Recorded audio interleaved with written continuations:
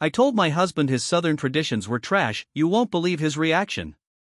I've been wondering if I crossed a line when I flat out told my husband that his culture was garbage and refused to weave any of it into our day-to-day life. Growing up, I lived in the Northeast US, and that's still home for me. John, my husband, moved up here from the deep south a few years back for work. He celebrated Christian holidays as a kid but never actually went to church. Funny enough, right before everything blew up, his folks and his childhood buddy Christopher, and Christopher's wife, all decided to make the move north, too. Last weekend was the first time the three of US couples got together since they'd all relocated. Maverick only sat down a couple minutes after me because he was busy getting our little one settled in a playpen out there with us. Almost immediately, Christopher and my father-in-law started ribbing him, calling him whipped for doing what I saw as my job, parenting, instead of just hanging out with the guys. I tried to laugh it off, but then they turned it into a jab at me for not fixing him a plate and serving him first. If I thought a dish would disappear before he could reach it, or if he'd asked me to, I absolutely would have plated his food before mine. They went on about how real families split chores, men handle everything outside while the wives stay indoors. What they didn't mention is that both of those homes are rented condos with zero yard work, and both of their wives work full-time, just like I do.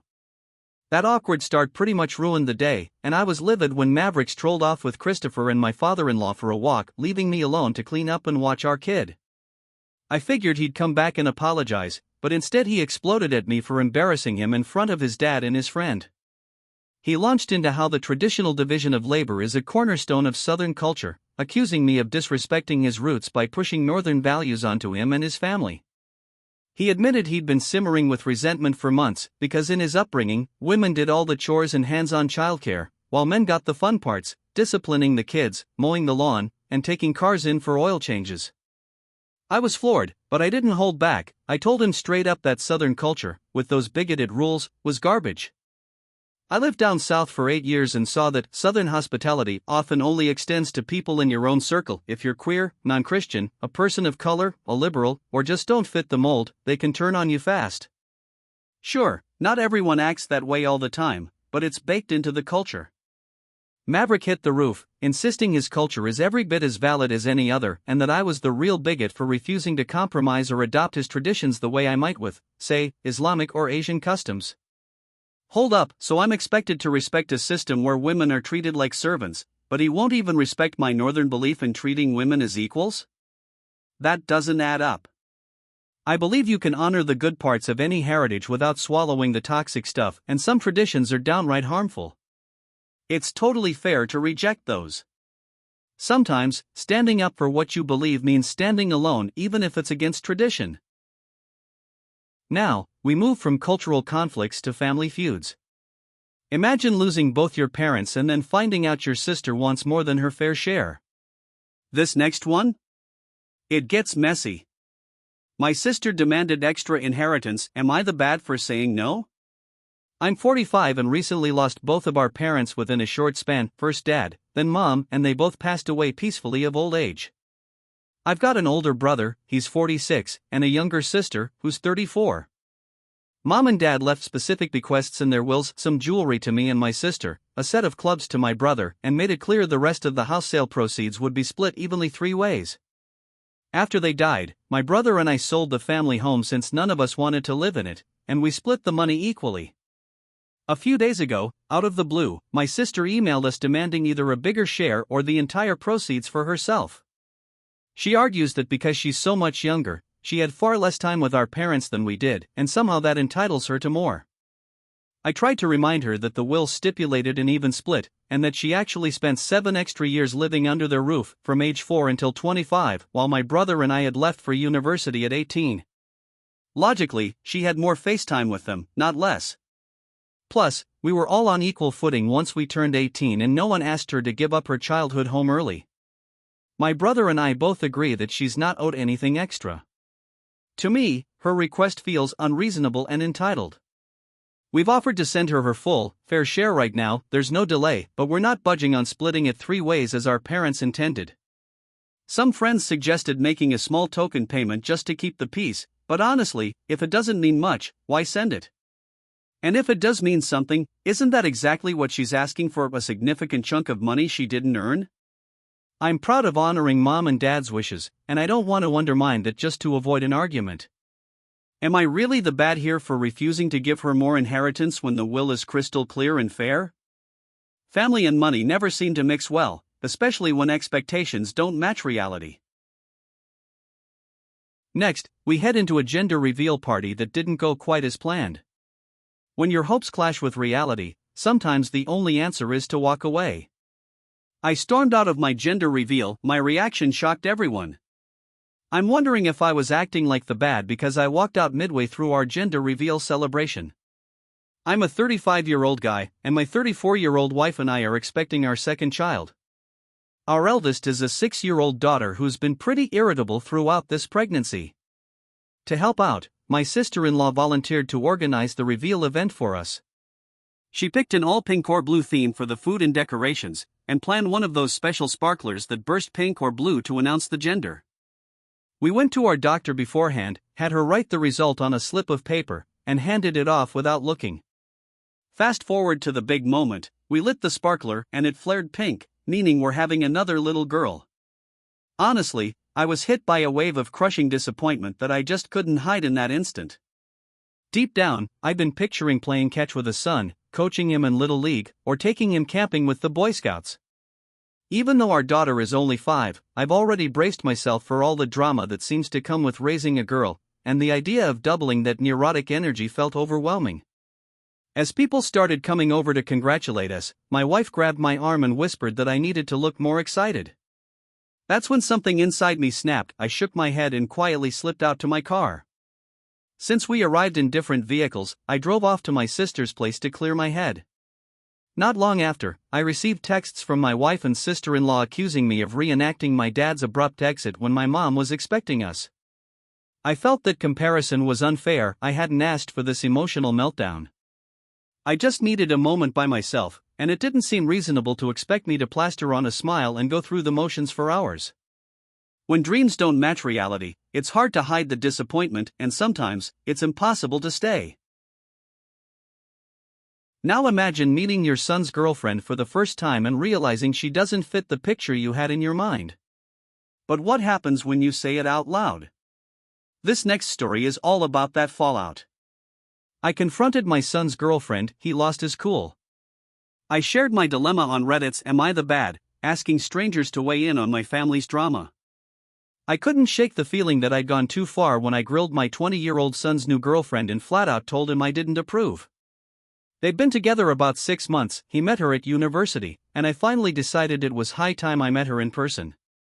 She's from New Zealand but stayed with relatives here, which meant our first real encounter only happened at dinner a couple of nights ago, after a couple of brief FaceTime chats. My wife and I are devout Catholics with pretty traditional values, though we spent our 20s traveling, including a memorable trip to her part of New Zealand. So I asked about her hometown, and she was happy to share memories. But when I brought up her Maori heritage, she grew uncomfortable and confessed she didn't know much about it, which struck me as odd. Curious about her beliefs, I asked if she practiced any religion. She laughed and said she didn't. Then we talked majors. She's studying fashion, which she clearly loves, but it seemed to pale next to my son's law degree in my eyes. It was clear they care for each other, and my younger kids instantly warmed to her, yet I couldn't stop questioning if she truly fit with our family. She also revealed that her parents were only 16 when she was born and have barely spoken since she was a baby. I found her strained relationship with them unsettling. After dinner, she joined my kids for a game of Monopoly and cracked a few off-color jokes, even celebrating when my son lost. When he asked if she could stay the night, I agreed, but only if she slept in a separate room. He thought that was absurd for 2 adults planning to move in together next year. She left early, saying she didn't feel welcome. Once she was gone, I told my son in no uncertain terms that I couldn't give my blessing and even offered to introduce him to someone from our church. He was furious. My 16-year-old overheard and admitted he actually liked her, while my wife gently reminded me that even if I had doubts, it wasn't my place to voice them so bluntly. I understand their point, but in my view, my son deserves someone who aligns more closely with our family's values. So here I am, asking, am I really the bad? Sometimes, the hardest part of loving someone is letting them make their own mistakes even when you don't approve. Next, we switched gears to a confrontation that was both public and painfully personal. When family secrets are aired in front of your kids, the damage can last far longer than the argument. You won't believe how I confronted my ex on video call our kids were watching. I'm a 36-year-old guy raising 3 daughters, 8, 10, and 12, and their mother left us for another man when our youngest turned 5. Even though she's moved on, she still checks in every now and then and sends child support.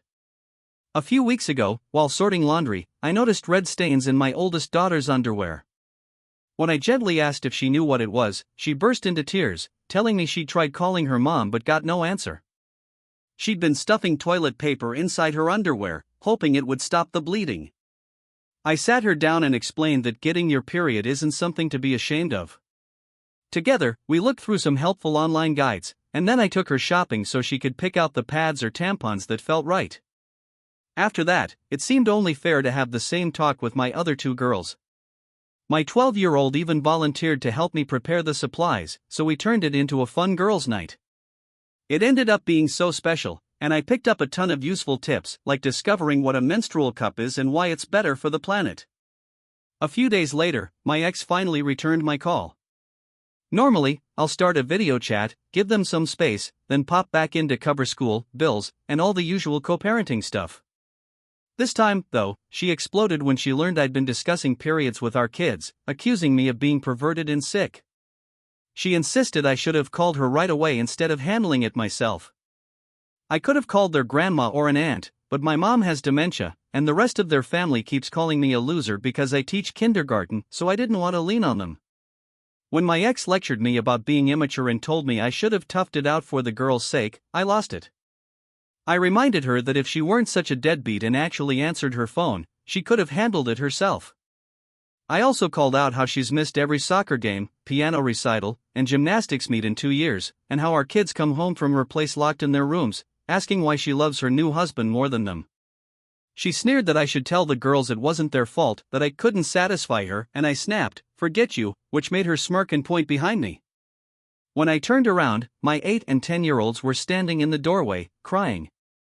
My heart broke in that moment. I hardly ever raise my voice, so I know I scared them.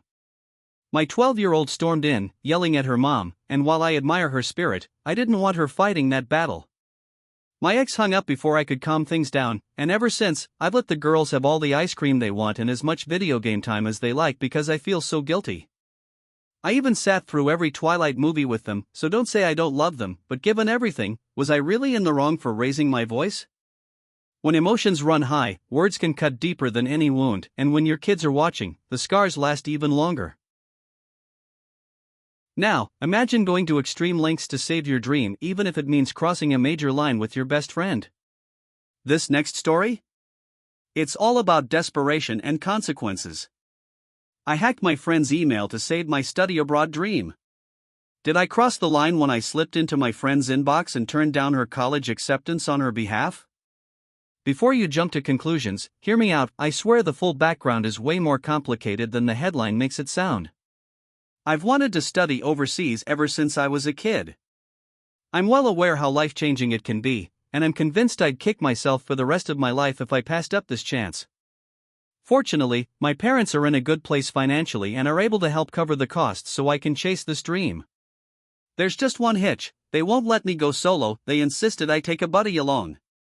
At first, that wasn't a big deal. My plan was to head to the United States with my best friend anyway. But then, this month, everything shifted. We each applied to 2 different universities, hers in Canada, mine in the US. She scored offers from both schools, and I only heard back from one. They're both solid institutions, neither is inherently better, but their academic setups are definitely different. Then she mentioned she might choose the Canadian school because she has family there who'd let her crash rent-free. I was crushed. How could she even think about ditching me? She knows I've been dying to study abroad and that my folks won't back the trip unless I have a companion. I broke the news to my parents, and they flat out said, "No buddy, no trip, you'll stay local if you can't find someone else." I couldn't stand the thought of that happening. Even though she hadn't made a final call, I needed a clear yes or no before I lost my mind worrying. She'd once shared her game password with me, so on a lark I tried it on her email, and, sure enough, it worked. In one swift move, I logged in, declined her acceptance letter, and then logged right back out. She has no clue yet, but it's only a matter of time before she finds out. I fessed up to my folks so they'd know my friend was locked in, and they freaked out, threatening to ring up her parents and spill the whole saga. I pleaded with them to chill, but they're adamant, worried she might still override my decision if they don't warn her parents first. Finally, I convinced them to let me break the news myself, and they reluctantly went for it. Honestly, though, I'm not sure I actually will. So now that you have my side of the story, do you still think I'm the bad? How can it be my fault if I was literally forced to bring someone along? When your dreams are threatened, sometimes you take risks you never thought you would, but some lines can't be uncrossed. Now we move from university dreams to career ambitions. What happens when one partner's dream is the other's nightmare? This next story dives deep into that question. I told my wife to give up her dream job or I'd rethink our marriage. I met my wife when we were both 22, and now, at 26, she's finally finishing law school, but with about $250,000 in student loans weighing us down. Over the last year, she's completely shifted gears away from becoming an attorney and says she'd rather teach through Teach for America once she graduates. Just last week she and I had a long heart-to-heart, and she told me teaching is her new calling, even though she's convinced law school was a mistake. I can't help but worry. A first-year teacher in our outrageously expensive city will barely break $35,000 a year, and there's no plan for her to ever return to law. When she mentioned that in a few years she wants to stay home with our kids, I asked how we'd possibly manage on one meager teaching salary while I carry nearly $250,000 of debt alone. She snapped at me, accusing me of using her loans to stall life milestones like having children, and we ended up in a full-blown argument. I told her that if she's determined to teach right out of school, she needs to take a well-paid job for at least a few years so we can chip away at that mountain of debt together. She shot back that I'm placing money above her happiness and that I'm not supporting our future kids or our life together. The truth is, I haven't actually said it out loud yet, but I'm seriously considering whether I can stay married if she goes down this path and leaves me to shoulder every penny of that debt. By her own timeline, she'd teach for only 3 or 4 years before becoming a homemaker, and I'm terrified that paying off $200,000 solo would ruin any chance at security or a normal life for me. When you're forced to choose between love and security, sometimes the hardest decisions are the ones you never wanted to make. Next, we switch gears to a story that happened in the most unexpected place, a public bathroom. When you're desperate, do manners still matter? I turned down a pregnant woman's bathroom request. You won't believe what happened next.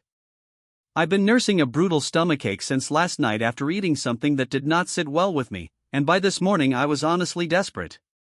At my office we've got separate men's and women's restrooms, but the men's room only has a single stall, so when I walked in, I had to stand by until the guy inside finished up. Just as he stepped out, a visibly pregnant woman swung the door open and tried to shove past me into the stall without even knocking. By that point I'd been waiting long enough that I didn't know how much longer I could hold it, and it really rubbed me the wrong way that she barged in assuming priority. Since I couldn't just dash into the women's room without causing a scene, I politely said, "I'm next," and hustled in before her. She raised her voice, just shy of a shout, demanding how she could be cut, so I suggested she try the women's room instead. When she insisted it was full, all I could do was shrug and apologize. There wasn't a thing I could do. I spent maybe 5 or 6 minutes in there, finished up, and then heard her stomp away. Later, she went straight to some of my coworkers and painted me as the villain for not letting a pregnant woman go first. I explained my ongoing digestion nightmare, but they argued I should have just waited for her. I honestly don't know if I could have held on longer, but did I really deserve to be called selfish for not giving up my spot? Sometimes, desperation meets bad timing, and when neither side budges, things can get ugly fast. Now imagine throwing a party in your own backyard and deliberately leaving one person off the list. This next one? It's neighborhood drama at its finest. I uninvited the HOA Snitch and it blew up. I posted on r/AMITheBat to confess I've been working as an escort on the side without anyone knowing.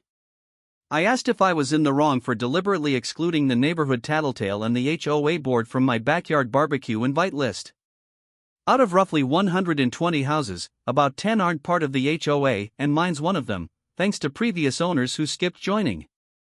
Because we skipped the HOA, I'd been able to build an extension, put in a pool, and throw the occasional block party.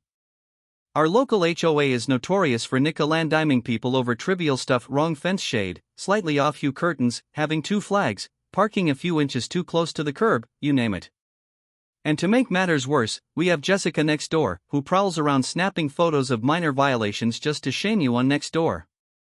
She thinks she's improving the neighborhood by outing the Smiths for a fence that's 2 inches too tall or the Johnsons for choosing light brown over dark. She's a total busybody jerk.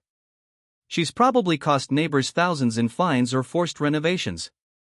I finally snapped when she posted about Mrs. Jensen, an 85-year-old with serious health issues, for letting her lawn grow an extra couple of inches, something she physically couldn't handle.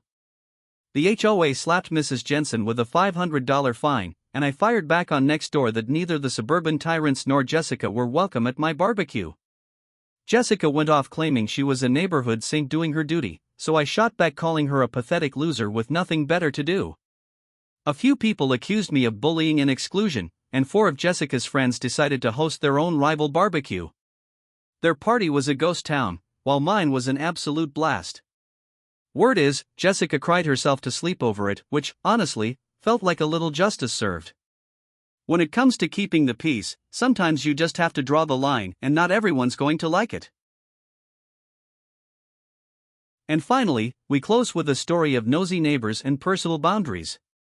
When someone tries to police your life, sometimes you have to stand up and shut it down. How I shut down a nosy neighbor who tried to police my workout. Hey everyone, I'm here on r/amithbad to tell you about the day I finally faced off with an entitled Karen right in my own apartment complex, the giant circular track we all use for our workouts. Living in blazing Florida means I'm usually in leggings and a sports bra or a light tank to ward off the heat, and I've never thought twice about it. Every time I jogged past her porch, I'd catch her shooting me those judgmental glares, and I'd just shrug it off, assuming she'd mind her own business. Sure, there are a few maintenance guys wandering around too, and while I always say a polite hey, I've never really stopped to chat with any of them. Yesterday I decided to switch up my routine and head to the nearby tennis court, only to find her staring me down the whole time, which honestly made me feel pretty uneasy.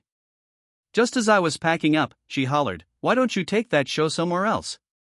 Her husband burst out laughing until she snapped him back to seriousness with a smack on the arm. I went home and vented all this to my mom, who told me not to let her rude comments get to me, but now I'm second-guessing myself and feeling a little guilty. So here I am, asking you, did I cross the line by calling her out, or was standing up for myself totally justified? Sometimes, drawing the line means facing the fallout.